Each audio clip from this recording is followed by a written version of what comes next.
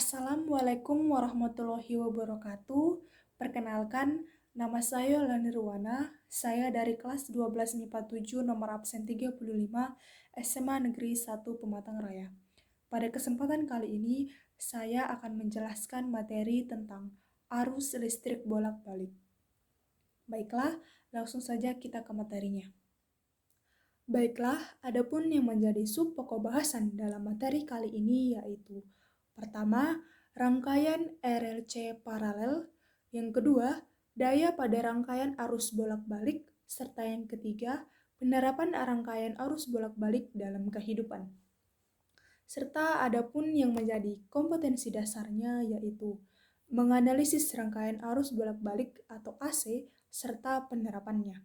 Dan menjadi tujuan pembelajaran, yang pertama, menjelaskan karakteristik rangkaian paralel RLC, yang kedua, menentukan impedansi daripada rangkaian paralel RL pada tegangan AC, yang ketiga, menganalisis energi listrik pada peralatan elektronik, yang keempat, menentukan besar energi listrik, yang kelima, menjelaskan faktor-faktor yang mempengaruhi energi listrik, yang keenam, menentukan besar daya sesungguhnya pada rangkaian arus bolak-balik, serta yang ketujuh atau yang terakhir yaitu menjelaskan penerapan rangkaian arus bolak-balik pada radio. Baiklah, kita masuk ke materi yang pertama yaitu rangkaian paralel RLC pada tegangan AC. Sifat dari rangkaian RLC paralel adalah terjadi percabangan arus dari sumber atau disimbolkan dengan I menjadi tiga, yaitu arus yang menuju resistor atau IR, induktor atau IL, dan kapasitor atau IC. Dan besar tegangan pada resistor atau VR, pada induktor atau VL, dan pada kapasitor atau VC sama besar dengan tegangan atau yang disimbolkan dengan V. Nah, di sini dapat kita lihat gambar susunan RLC paralel pada tegangan AC. Besarnya arus total yang melewati rangkaian jika arus yang melalui kapasitor lebih besar daripada arus yang melewati induktor atau rangkaian tersebut bersifat kapasitif dapat dirumuskan menjadi I kuadrat sama dengan IR kuadrat ditambah dalam kurung IL dikurang IC kuadrat. Sehingga I sama dengan akar IR kuadrat ditambah dalam kurung IL dikurang IC kuadrat. Nah, berdasarkan persamaan tersebut, besarnya impedansi pada rangkaian tersebut dapat kita rumuskan menjadi Z sama dengan 1 per akar dalam kurung 1 per R kuadrat ditambah dalam kurung 1 per XL dikurang 1 per XC kuadrat. Nah, untuk menentukan besar sudut fasenya dapat kita gunakan persamaan tan Pi sama dengan IS per IR. Nah, di sini dapat kita lihat gambar dari diagram fasornya. Baiklah, kita masuk ke contoh soal. Suatu sumber tegangan bolak-balik memiliki nilai frekuensi sebesar 50 Hz, di mana dirangkai secara paralel dengan beban-bebannya yang berupa resistor yang memiliki nilai hambatan 30 ohm, induktor yang memiliki nilai ikutansi 30 mH, dan kapasitor yang memiliki nilai kapasitas 50 μF. Berapakah nilai impedansi pada rangkaian tersebut? Nah, berdasarkan soal tersebut, dapat kita ketahui bahwa F atau frekuensi yaitu 50 Hz, R atau hambatan yaitu 30 ohm, L yaitu 300 mH menjadi 0,3 H, serta C yaitu 50 μF menjadi 5 dikali 10 pangkat minus 5 F. Nah, yang ditanyakan yaitu nilai impedansinya atau Z. Baiklah, yang pertama kita harus mencari nilai reaktansi induktifnya atau XL, di mana XL yaitu 2Pi dikali F dikali L. Langsung saja kita masukkan data-data yang sudah kita ketahui dari soal tersebut. Nah, kita turunkan 2 dikali Pi-nya. Pi-nya yaitu 3,14 dikali F. F-nya yaitu 50 Hz dikali L. Berdasarkan data tersebut, L yaitu 0,3 H. Nah, kemudian hasilnya yaitu 6,28 dikali 15 ohm sama dengan 94,2 ohm dibulatkan menjadi 94 ohm. Nah, kemudian kita mencari reaktansi kapasitifnya atau XC, di mana XC sama dengan 1/2 pi FC. Nah, langsung saja kita masukkan datanya. Sama dengan 1/2 dikali Pi. Nah, Pi itu adalah 3,14. Kemudian kita masukkan F-nya. F-nya sama dengan 50 dikali C. C itu tadi 50 dikali 10 pangkat minus 6. Sehingga 1 per 6,28 dikali 250 dikali 10 pangkat minus 5 yaitu 10 pangkat 5 per 1570 sama dengan 63,6 ohm yang kita bulatkan menjadi 64 ohm. Kemudian kita mencari besar impedansinya atau Z-nya. Nah, Z sama dengan 1 per akar dalam kurung 1 per R kuadrat ditambah dalam kurung 1 per XL dikurang 1 per XC, kita kuadratkan. Nah, sehingga Z sama dengan 1 per akar dalam kurung 1 per 30 kuadrat ditambah di dalam kurung 1 per 94 kurang 1 per 64 kuadrat. Sehingga Z sama dengan 1 per akar 1 per 900 ditambah dalam kurung 1 per 30 kuadrat. Sehingga Z sama dengan 1 per akar 1 per 900 ditambah 1 per 900. Sehingga Z sama dengan 1 per akar 2 per 900. Menjadi Z sama dengan 1 per 1,41 per 30. Kemudian yang hasilnya yaitu Z sama dengan 30 per 1,41 yaitu 21,23 ohm. Kita bulatkan menjadi 21,3 ohm. Baiklah, kita masuk ke materi berikutnya yaitu daya pada rangkaian arus bolak-balik. Besarnya daya pada rangkaian arus bolak-balik antara teori dengan hasil sesungguhnya atau hasil pembacaan alat ukur tidak sama. Hal ini disebabkan adanya hambatan semu yang berasal dari induktor atau XL dan kapasitor atau XC yang disebut reaktansi induktif dan reaktansi kapasitif. Nah, pada rangkaian arus bolak-balik, jika kapasitor dihubungkan dengan sumber tegangan bolak-balik, maka setengah energi sumber tegangan bolak-balik disimpan dalam kapasitor, setengah lagi dikembalikan ke rangkaian arus bolak-balik.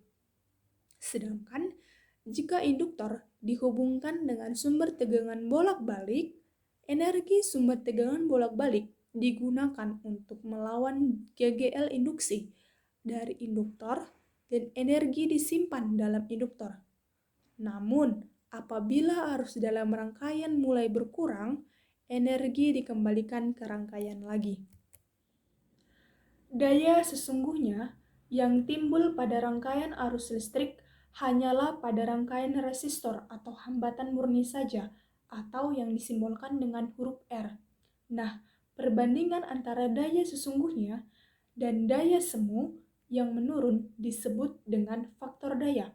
Adapun persamaan faktor daya tersebut yaitu cos Pi sama dengan daya sesungguhnya per daya semu, yaitu cos Pi sama dengan IEFF kuadrat per IEFF kuadrat dikali R per Z sama dengan R per Z, di mana R sama dengan hambatan sesungguhnya dalam satuan ohm, Z yaitu hambatan semu dalam satuan ohm, serta cos pi adalah faktor daya.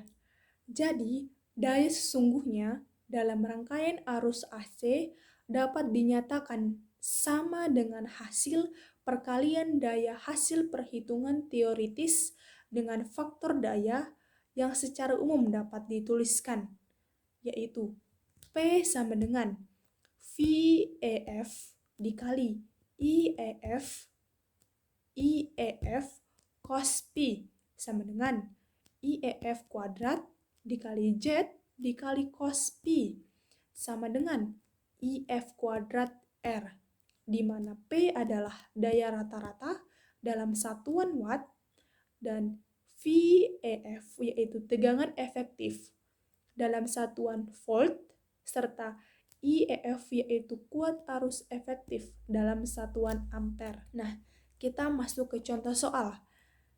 Rangkaian RLC seri dihubungkan dengan sumber arus bolak-balik tegangan 20 volt, memiliki frekuensi angular 2500 Rad per S.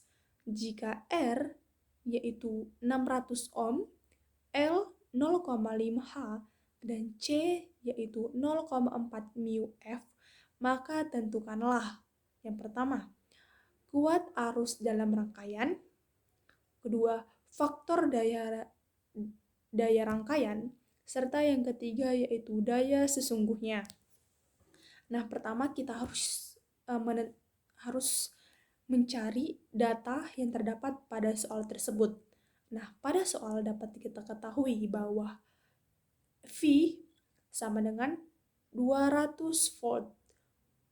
Kemudian ada omega yaitu 2500 Rad per S, R atau hambatan yaitu 600 ohm, L yaitu 0,5 Hz, serta C yaitu 0,4 μF. Nah, yang ditanya yaitu pertama tadi kuat arus dalam rangkaian atau yang disimbolkan dengan I. Kemudian B yaitu cos pi, serta C yaitu P. Nah, sebelum itu kita harus menentukan atau harus mencari XL-nya dulu. Nah, di mana XL sama dengan omega dikali L.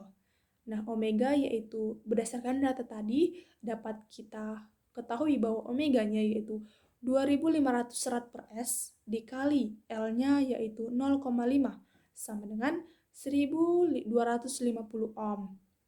Kemudian kita cari XC-nya, di mana XC sama dengan 1 per WC atau omega C sama dengan 1 per 2500 dikali 4 kali 10 pangkat minus 7, yaitu 1 per 10 pangkat minus 3, yaitu 1000. Kemudian Z-nya yaitu akar R kuadrat ditambah ZL dikurang XL dikurang XC kuadrat, yaitu akar 600 kuadrat ditambah 1250 kurang 1000 kuadrat sama dengan akar 422.500,